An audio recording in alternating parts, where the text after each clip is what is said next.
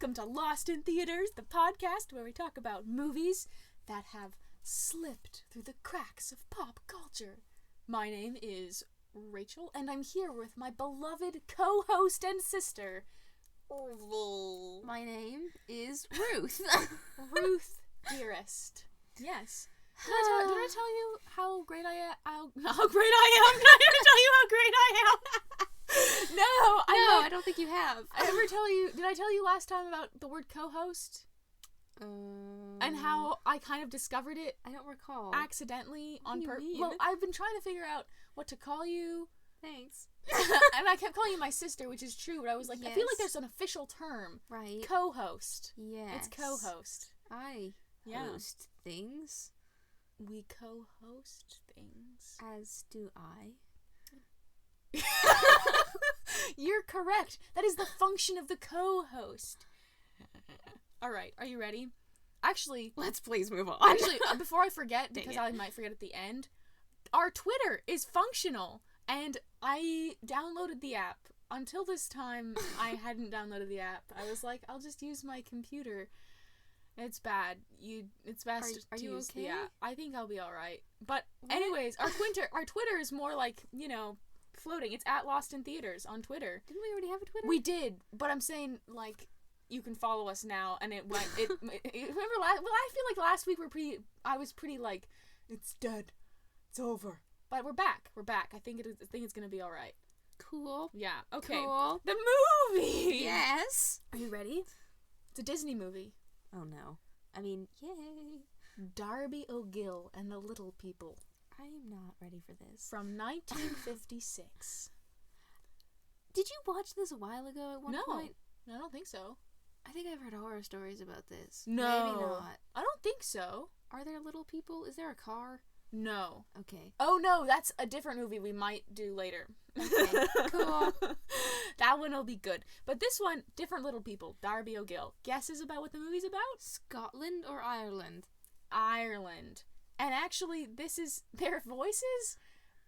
I was like, those are such funny accents. That's not Irish. Come to find out, like, they're all Irish, except for maybe Janet Munro. Actually, Sean O'Connor is Scottish. Sean O'Connor. Oh my gosh. Sean Who is Connery. Wow. His name is Sean Connery. That was a fantastic name. Spoonerism? I don't know what it was. It was a disaster. Sean O'Connor. And it's actually a coincidence that I didn't know he was in this movie, but he passed away recently. This is the guy who played Bond, right? Yeah, at the very end of October this year. Yeah. Yeah, Sean Connery is in this movie. He's younger than Bond, I believe. I am calling him Sean O'Connor from now on. And Janet Munro, who, Ruth, is Roberta in Swiss Family Robinson. Are you sure you don't just say Monroe? Yep, that checks out. Yep, Monroe. Actually, I can't tell. Is it actually Monroe? I think it's Monroe. Yeah, now that you say it. What did I say? Monroe. really clearly. Okay, so she's Roberta from Swiss Family Robinson. That came out in 1960, so this was like her booming years right here. She was the hot actress of the time, put her in all the stuff. It's like magic. Last name Monroe. Janet. Janet. And then there's this fellow named Albert Sharp. And then another fellow, and both the other fellows were Irish. Okay. It's based on a book from 1903 called Darby O'Gill and the Good People? Yeah, because they're not bad. Ah, yes.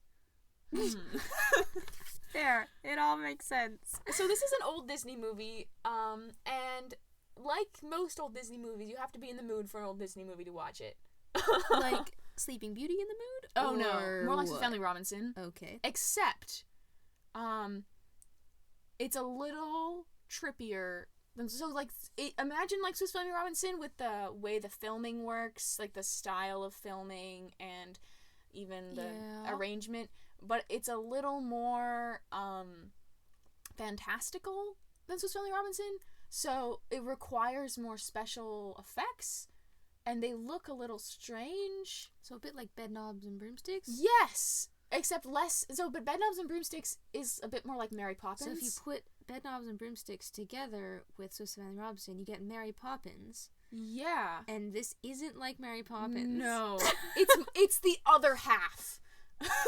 Okay. Like, if you were to combine the other things. Yeah, the things that don't make it Mary Poppins, where you're like, oh, that's Mary Poppins, and the other side of the combination is Darby O'Gill and the Little People. Okay. Like, there are neon colors in it.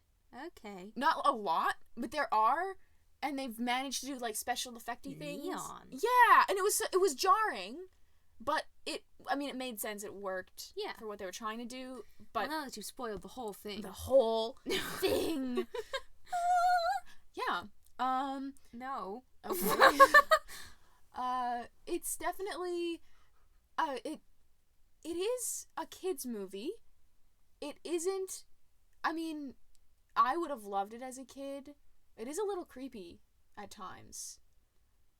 But it's a good kind of creepy, maybe. More like Grimm. Think like Grimm's fairy tales, but not the bad ones. Like, not where anybody's losing toes or anything.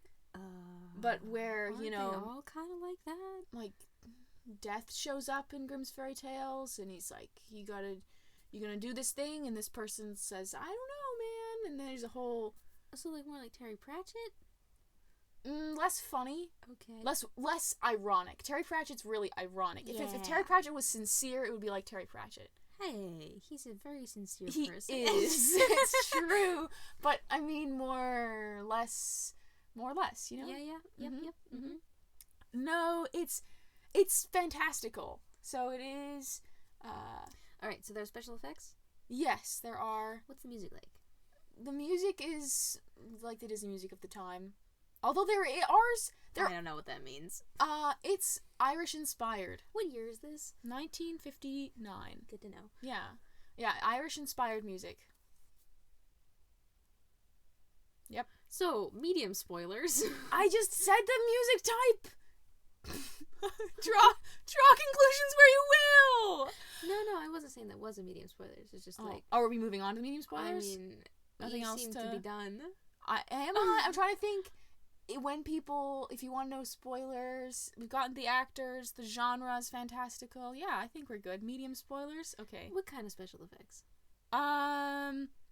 Well, there's little people. I just asked if they existed, but like...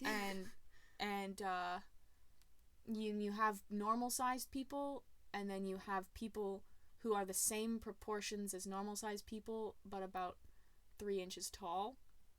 Okay. You have to sort of use some sort of special effects for that. Okay. Yeah. Okay. Yeah, it's not like the little people are children, or like the, Dwarfism? Jawas.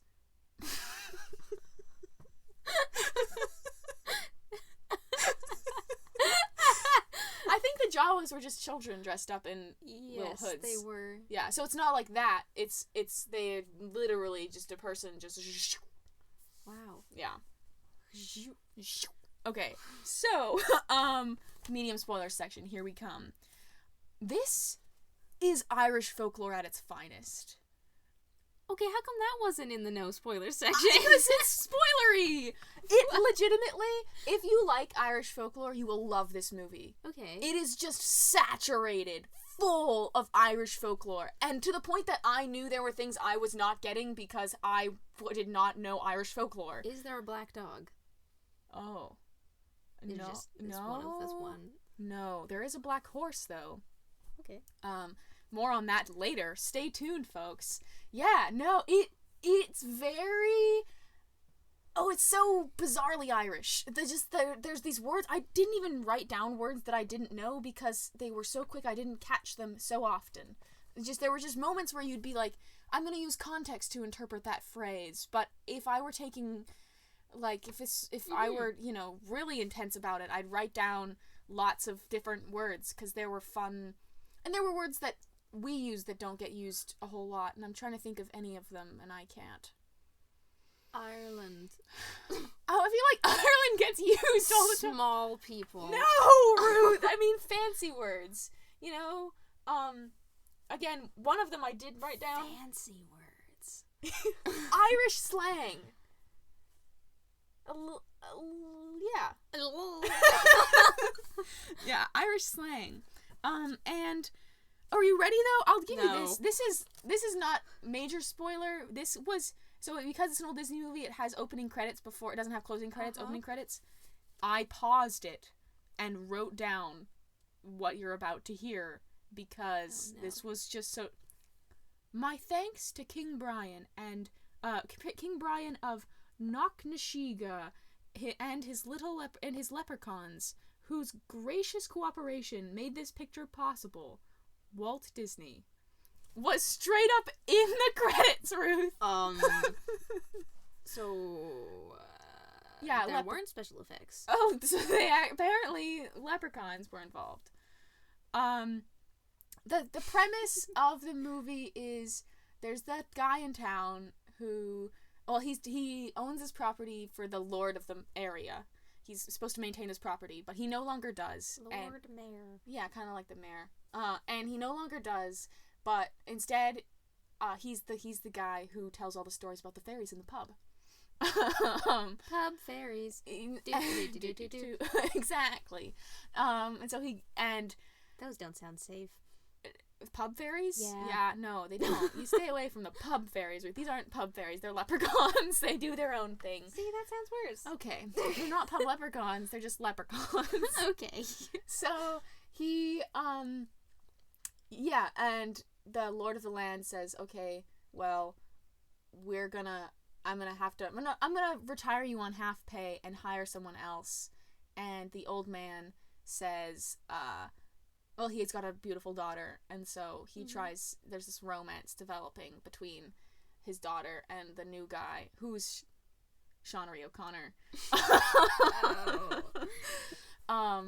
forgot to say the Chaucer scale. I mean, it doesn't really show up. No. Okay. The Chaucer scale has a very specific purpose. Really? And you've used it for every single movie since. Okay. Well, let's shelve the Chaucer scale. I hope we don't need the Chaucer scale. No. Oh, no. We don't really. Not for this one. You're giving me a weird look.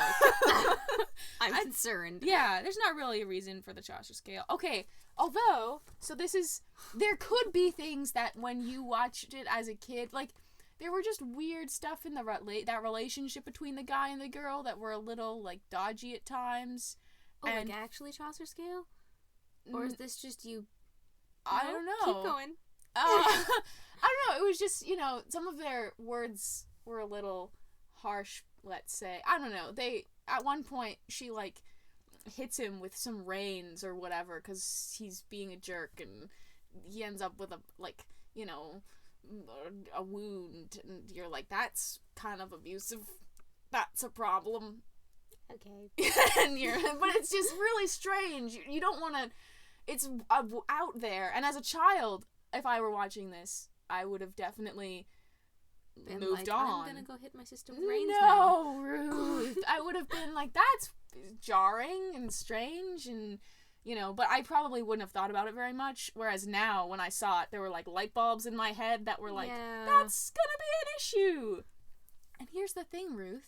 Was it an issue? No. What I'm saying is, you know how sometimes we watch movies when we're younger and we don't notice things, and then we watch them when we're older and we do? Yeah. There's actually a whole podcast we don't do this podcast, but there's a whole podcast that does this, and it's called So What's the Problem? Oh, that's cool. Yeah, and they look at, it's by this Shifty Bench Productions, and they look at movies that you watched when you were younger, and they talk about how they developed, or how you look at them differently now. I listened to one of them just last night, and they were talking about planes, trains, and automobiles. And there were just things. It was interesting because they don't just talk about problematic stuff. They talk about how you look at things when you're older differently. Yeah. And you just approach movies differently. You can find So What's the Problem on Apple Podcasts, actually. Cool. And they have actually another podcast, which is almost more fascinating, called Drop the Pilot, which is about TV shows that only got a pilot. Ooh. Yeah. Dang. Yeah, and so they'll talk about the one pilot. And you can find that as well. Wait, is this our official plug for other podcasts? This is another podcast that you guys can listen to if you're interested in this sort of thing. That was very nonchalant of you. Thanks for just slip it in there. You guys should check it out. They're really cool. Yeah, it's called So What's the Problem? And Drop the Pilot, and you can find them on Apple Podcasts. Shifty Bench Productions. Yeah. I want to listen to So What's the Problem? Yeah. I think I need that in my life. It's fun. Back to our podcast, however. Darby O'Gill. That was intense. Yeah. Okay. Darby O'Gill, and the little people. Yeah. Well, should we go to the major spoiler section, Ruth? Yeah. Okay. Did you learn that sound effect from, like, listening to audiobooks from the library that you would check out in, like, those plastic bags? No.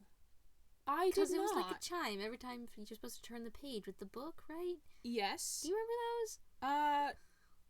No. Yeah, I remember them in those in the plastic bags with the tapes. Uh-huh. Yeah, okay. I don't remember the chime, but I remember those plastic bags. Sylvester the Three-Spined Stickleback was one of them. Oh, that was the best one, clearly.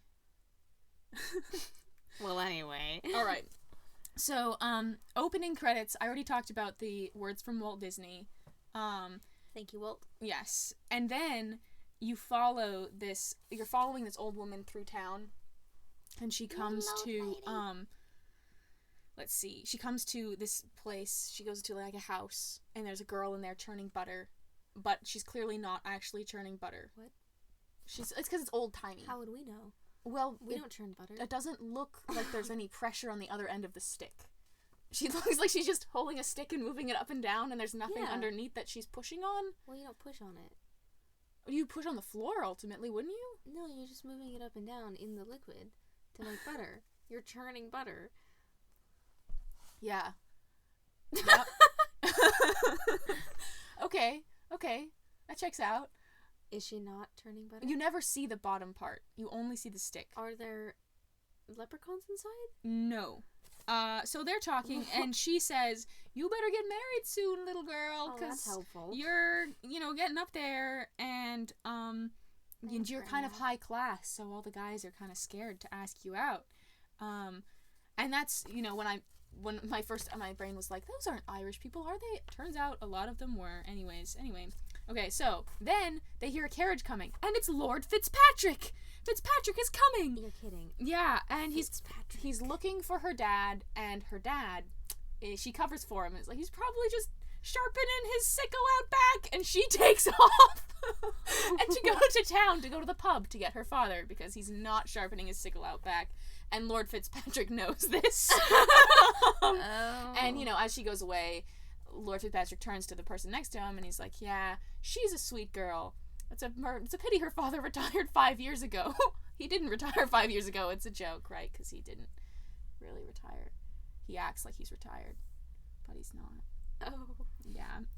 This is kind of a sad beginning. It is a little sad, but it's, so she goes to get him, and the old woman then says to the Lord Fitzpatrick, "I have a son. His name's Pony. He's awesome. You should hire him." Why would you name your child Pony? Well, he runs a mail cart, which has ponies on them. Say no more. Okay. The girl's father's name is what, Ruth? Patrick. Darby O'Gill. Darby. And so we'll call him Darby the rest of the time. And he's telling stories and in the pub. And actually, when he tells his story, there's sort of like a and you flash to the top of the hill and you see the old ruins, and he's doing like battle of wits with King Brian of the leprechauns himself. And he says, "If you keep your eye on the leprechaun, he can't get away from you. You don't look away. You have to watch him." And so he almost gets it. He asks for 3 things, finally a pot of gold, and then King Brian says, "Oh, ask me one more wish, why don't you, And Darby says, "I don't know." And then he does. He asks him for one more wish, and then the king laughs, ha ha ha, and gives some rhyme about how, if you ask for 3, they'll give it to you, but if you ask for 4, they'll take it all away. If you ask 4 wishes, all your other wishes become void, and poor Darby is sad now.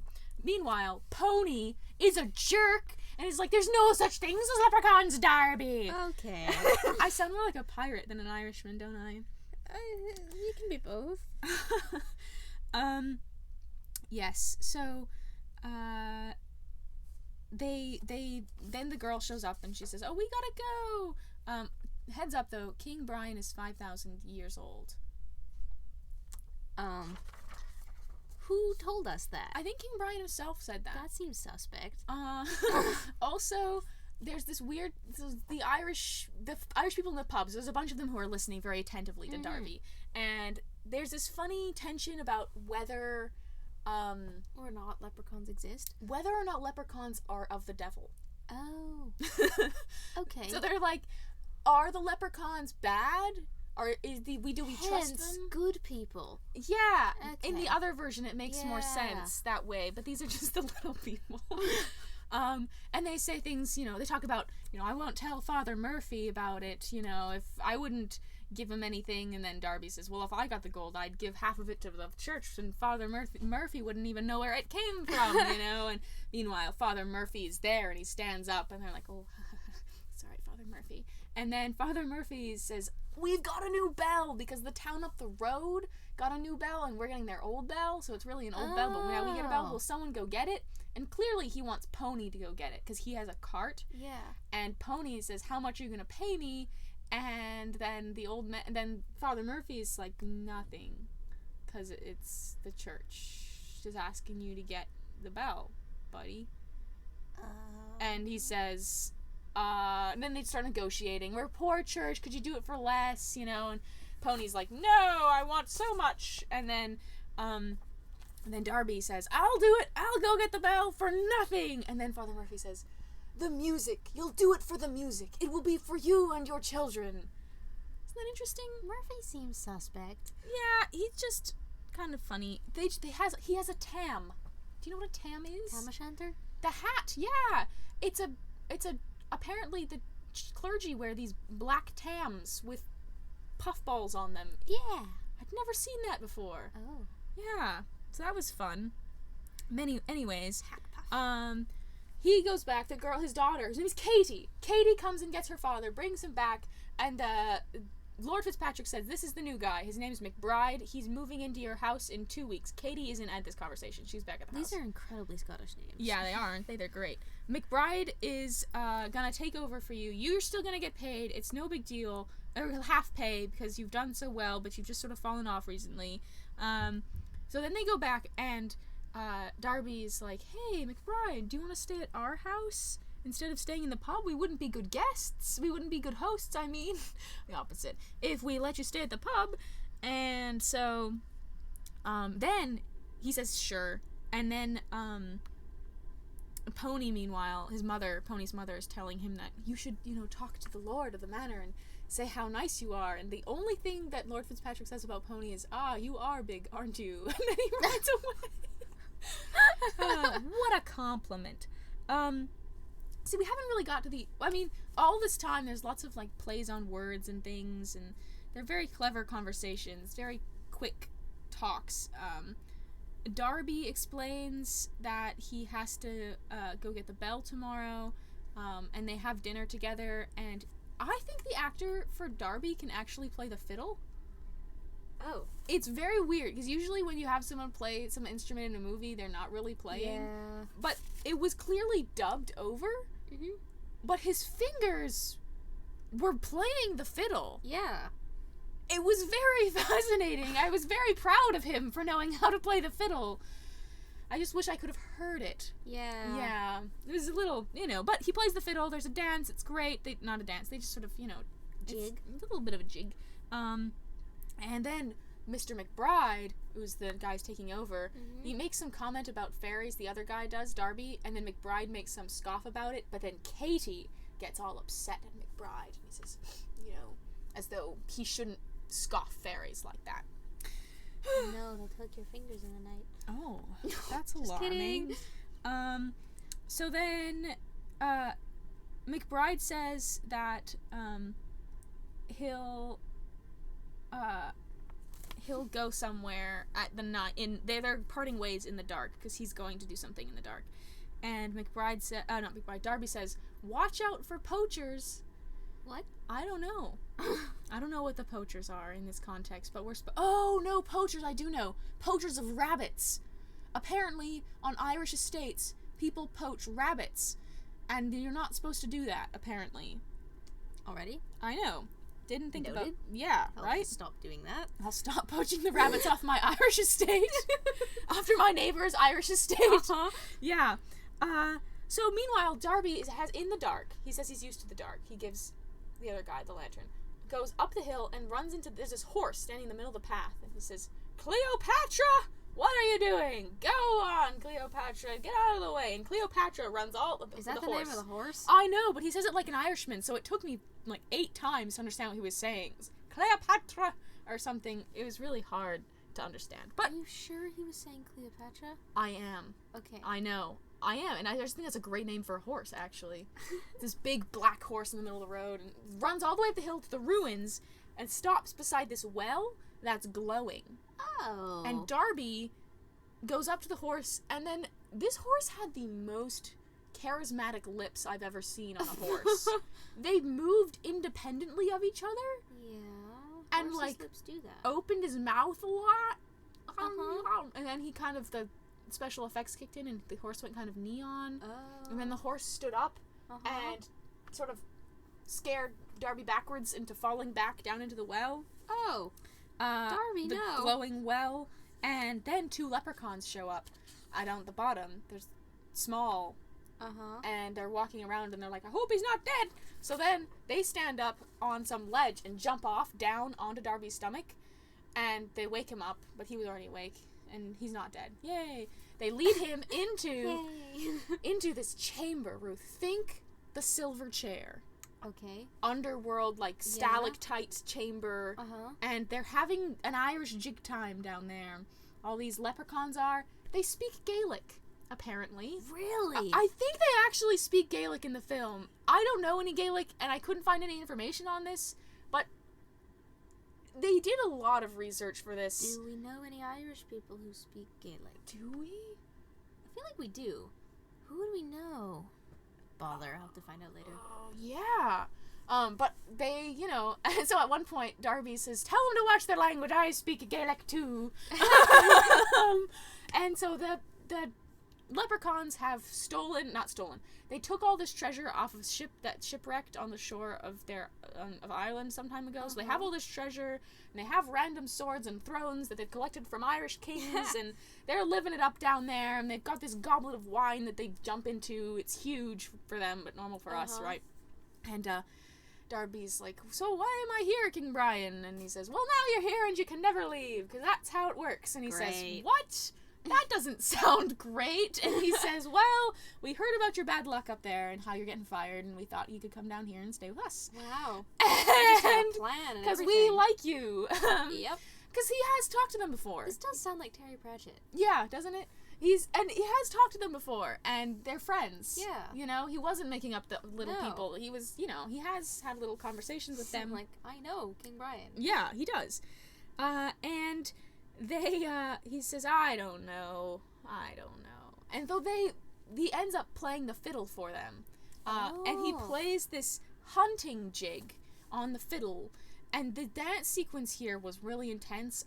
It was very, very... At one point, they all leave the room. This is at the very end. They all leave the room and come back on white horses. Oh. Which are also small. And they charge around in a circle. And then King Brian... There's magic at this point, actually. The leprechauns have these magic to, like, make things happen. Like, they'll... Sort of like Emperor Palpatine's lightning, actually. What? Yeah. And he sprays his magic at the wall, and it opens up. And then they all charge out on their horses. Meanwhile, Darby is trying to fill his pockets full of jewels. And Darby? He almost misses the door out, but he slips out at the last second, and the horse is standing right there. So he and the horse go back. But his pocket had a hole in it, so he lost all the jewels. There's no more on that. It isn't like he gets in trouble for trying to steal them or anything. No. You don't hear anything else about those jewels. So he and the horse and Darby are in the barn and they're chatting or whatever. Not really. Darby's just talking to him and he's like, I have a plan. We're expecting company. The king then shows up and he says, I should kill you, Darby. You made me look like a fool in front of everybody. And he says, oh, I'm sorry. King Brian? Yeah. Oh, okay. He says, oh, I'm sorry. I just wanted my pipe. And, well, you know, and that's all I wanted, man. You should have just let me come and get it or whatever. And, you know, Darby says, oh... Not Darby, the King Brian's like, I suppose, I don't know. And ultimately,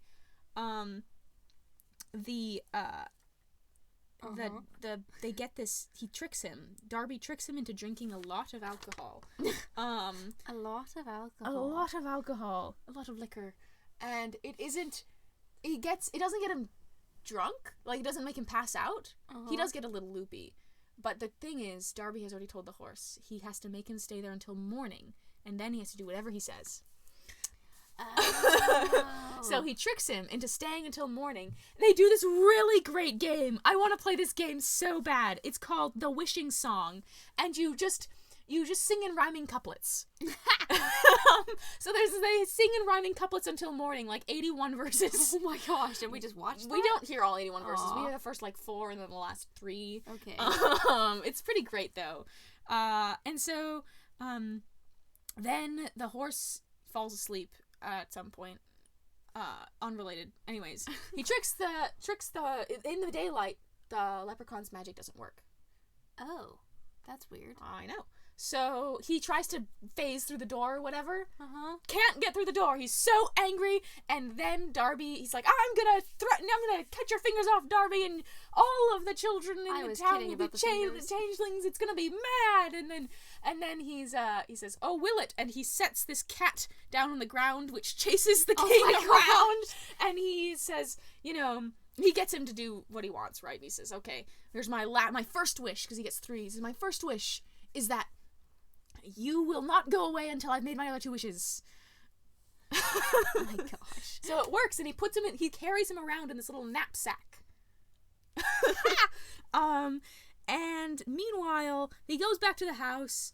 The old woman was running out of the house, and she scowls at him, and clearly she's figured out that Katie and McBride are kind of buddies now, and she says, oh, you're not going, she wanted her to marry Pony. But Pony's terrible. Pony's terrible. Well, you haven't even heard the half of it yet. Oh. Anyways, meanwhile, McBride and the girl, Katie, have a heart-to-heart, and, everything's working out fine. Brian, he has to go to the bell today, right? Darby does. So he goes to get the bell. Meanwhile, Michael McBride, his name's Michael, he's mowing the lawn by the bridge with a 2-handed scythe. Nice. Is this how they mowed the lawn, yes. Ruth? Because that would take forever. Wow. Oh my goodness. I legitimately thought, I don't think I could ever mow a lawn if it's just a 2-handed scythe, just shh. And he's singing a song about his lovely Irish girl. It's, you know. Yeah. He's from Dublin, by the way. Just little tidbit. Meanwhile, Katie brought him lunch, and they have a little chat. It's so cute. And he says, so, did your father tell you anything else? And she says, oh, no. She still doesn't know that they're supposed to move out in 2 weeks. Oh. Yeah. So she also missed that? Yeah, sorry. You probably said that. I was distracted. Meanwhile, Darby brings back the bell, and the priest sees the bag he's carrying move, and he says, what's in there? And he says, would you believe that it was King Brian of the leprechauns? And he says, no. And he says, well, then I won't show you. And he goes to the pub, and, you know, he doesn't open the bag again, but they ask what's in it, and he, tells them again what's King Brian of the leprechauns, and Pony teases them, and then, they kick Pony out because he's a jerk, and, okay. He pours some of the finest liquor in a tiny little glass, and hands it, the bag, you can't see in the bag is just sort of open, he lowers it into the bag, and you hear this sort of glugging sound, and then the cup flies out, and then the lady, then he leaves with King Brian, and the lady, who's the pub manager, lifts up the cup and says, and if they don't say it ever happened, it'll be here for them to see. And she puts the cup on the back shelf in, the place of honor. Oh, it's great. And, meanwhile, then they, I've lost my train of thought, Ruth. It's totally gone out the window. Sorry. King Brian. Oh yeah, that's what it is. Darby finds out that Michael is doing more than he was told to do, which is delusional because Michael's supposed to be looking after the property, and Darby is like, no, don't look after the property yet. So he runs after him. Katie tells him he's doing this. Okay. So he runs after Michael, and then Michael tackles him to the ground because he thinks he's a poacher. This is where I learned what a poacher was. He thinks inside the bag that Darby's carrying is a rabbit. Oh. And he opens the bag, and sure enough, it's a rabbit. And he says, now I have to take this from you, unfortunately. No poaching allowed at all. And then Darby looks in the bag, and it's King Brian. Uh-huh. And then Michael looks in the bag, and it's a rabbit. Uh-huh. And so then Darby and King Brian have a really intense conversation, and Michael is just... doesn't hear King Brian. He just sees Darby yelling into this bag. He thinks he's crazy. Yeah, but then it all sort of sorts out in the end, and that night, you know, he makes his second wish on accident. Darby does at that point where he says, I wish he could see you. And he's like, well, he can. He sees me as a rabbit. And you're like, boo! Dang it. You, King Brian. And so, they're sitting there. He's like, I don't know what to do for my third wish. I want it to be for Katie. I don't even know what she wants, though. I'm just so worried. And King Brian says, doesn't she just need a nice boy? They have a little talk about needing a nice boy or whatever. And King Brian says he's going to go and visit. So he does. He visits both Michael and Katie in their quote-unquote dreams. And it involves him, like, just sort of standing over their beds and whispering to them. About yeah, that's fine. I know. Not. It's, you know, whatever. And then, sure enough, it works. The next day, they're on a hill, happily talking, and then, you know, they run down the hill, and then Katie runs into who? Pony! That dweeb! Pony! Oh, and already? Pony and Michael nearly have a fisticuffs blowout. Except Katie says... I'll never speak to you again if you touch him, and then he doesn't. So they move on. Oh no, but then she kisses him. It's very dramatic. Katie kisses Michael. Okay. Even though Michael didn't kiss Katie, it was a whole really, like, bizarre turn of something's happening, and it was really funny because King Brian and Darby were watching from the window the whole time. My gosh. And they're like, kiss her! And then he doesn't, and they're like, come on! And then Brian is like, and you're a Dublin man at that! You know? It's just this really bizarre, wonderful, strange thing. So you're like, oh, it's all going to be okay. And then they get a postcard from, so, he's gonna make his final wish. Darby's gonna make his final wish. He goes to the pub. He's gonna make his wish in the pub with everyone there to see. It's gonna be amazing. Meanwhile, a postcard gets delivered to the post office from Lord Fitzpatrick, explaining everything and saying, I'm expecting you to move out. That mean old woman saw it and tells what's-his-face, her son Pony, about it, delivers it to Katie, and Katie is heartbroken. And she starts packing up and gets so mad at Michael, and that's when that's later. So she gets so angry, and she goes to get her father because he has to come home, and she runs to go get him and knocks over the bag, and out comes a rabbit, and everyone laughs because not everyone, just the mean people laugh because it's not King Brian like he said it was, and it's so sad.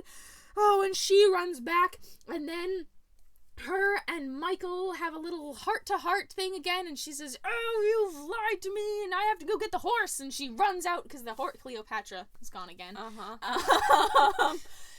But it's dark, and you shouldn't do it, he says, and so he goes around, and then stinking Pony hits him on the side of his head with a thing, and knocks him out.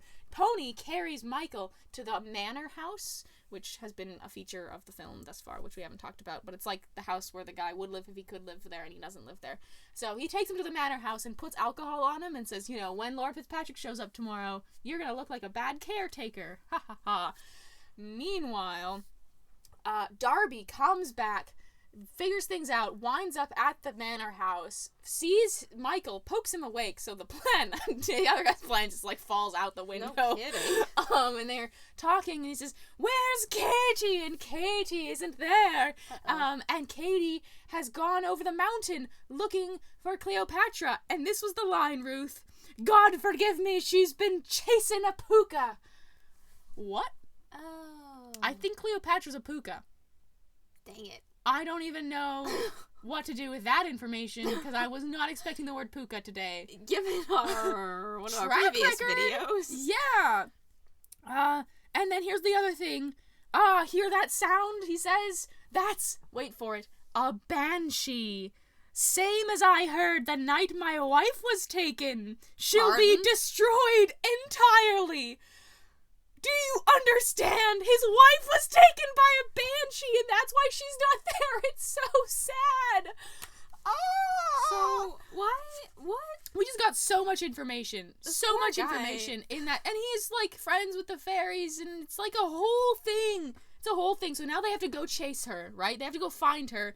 They go to the top of the hill. She's fallen down from the top. It's very scary, and they're worried. And he runs down the hill to, like, just to the rock outcropping and stands there, and then the banshee almost gets her. That's one of the weird neon things. She's got neon outlining, and it's really kind of creepy. And he throws a lantern at her, and she goes away, and then Michael carries her down, and then Father Murphy has come to the house, and I forgot that doctors and priests needed to know doctor things so that they could be like, this person is dying. Yeah. Let me perform last rites. Right. So he performs last rites. He's performing last rites, and Darby hears something, and he opens the front door, and the banshee's at the front door. Damn. So he says, go away, and he sort of flaps at her, and she backs up, and then she reaches out her hand, and you see this black, you think it looks kind of like a train, maybe, or it's a chariot. It's like I don't know how they did this. It's sort of like a silhouette, but like fluttering. Okay. And it's kind of, the bottom is indistinguishable, and it comes towards them, and it says, "Oh no, King Brian!" And he shows, and King Brian's like, "What you want, Darby? And what you doing here? You come to make your third wish?" And he says, "The chariot of death is coming for my Katie." What? The chariot of death is coming for Katie, Ruth. And so you're just really worried, and he says, "What am I going to do?" And he says, maybe you could stop her, dying or whatever. And he says, "No, I can't. The chariot of death is coming. It has to take someone." And what does Darby say? He says, "Let the chariot of death take me instead of my Katie." And you're like, oh my gosh, Darby. Well, this got dramatic. It got so dramatic. So he rides the chariot of death, and you're like, oh my gosh. Oh my gosh. It's really sad. And the whole thing, the inside is dark and black. And then who shows up? King Brian. And he's like, we might as well, you've been one of my best, adversaries, clever adversary people in hundreds of years. So, I thought we might as well go out together. And they chat about life, and he says, it's really I'm glad the young people get to live, it's my time. They should live, not the old ones, they should be the ones to die, it's really sad. And then King Brian says, well, what does he say? Oh, let me just make sure. "I wish I could go with you all the way." And then, what does Darby say? "I wish you could too." And then King Brian says, "Ha! That's your fourth wish, Darby! None of this is going to be..."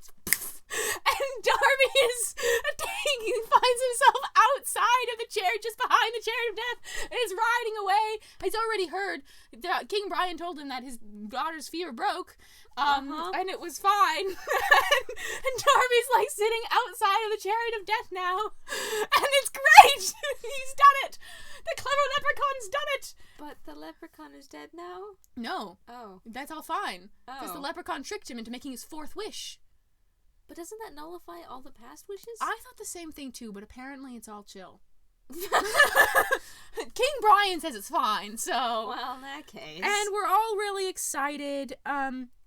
So he, next day, then he's at the pub. He's telling everyone about the chariot, of course. Yes. Because it's a great story.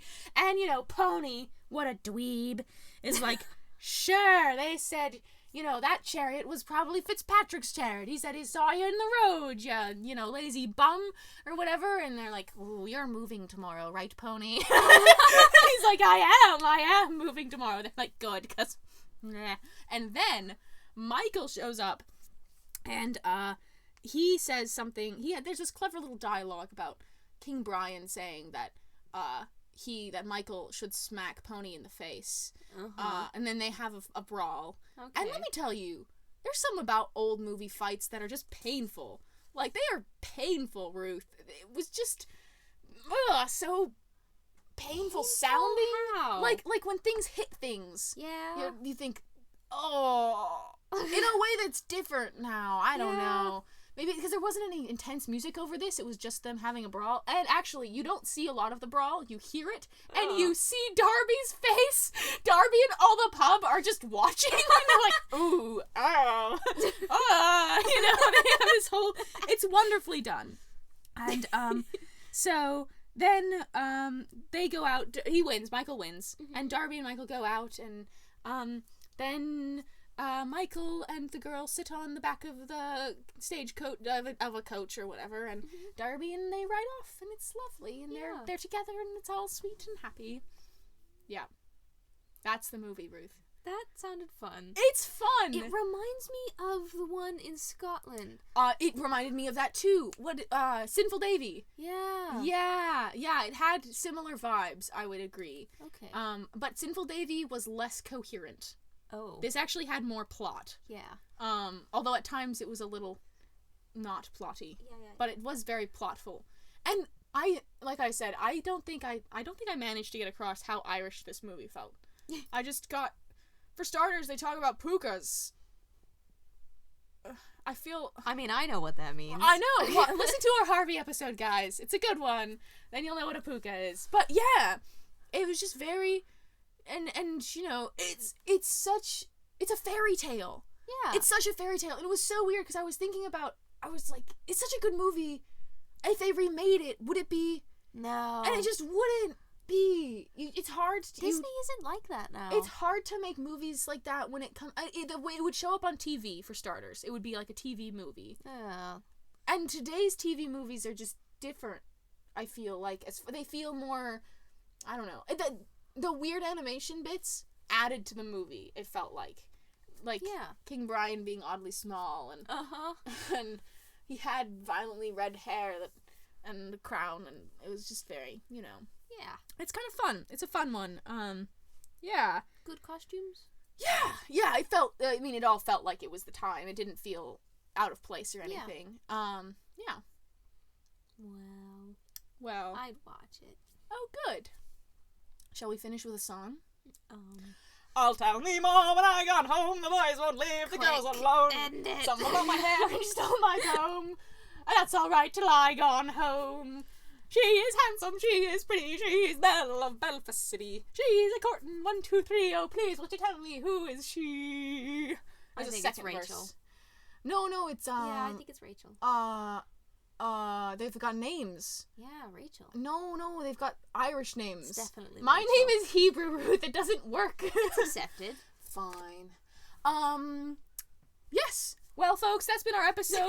Thanks so much for listening. And, don't forget, if you want more, another podcast, a different podcast, So What's the Problem? Could be a fun one to listen to, as well as Drop the Pilot. Both could be fun. This has been Lost in Theaters. We hope to hear you next week. Nope. Wait. The other way around. We hope you hear us next week. Oh. All right, folks. Bye-bye. Bye.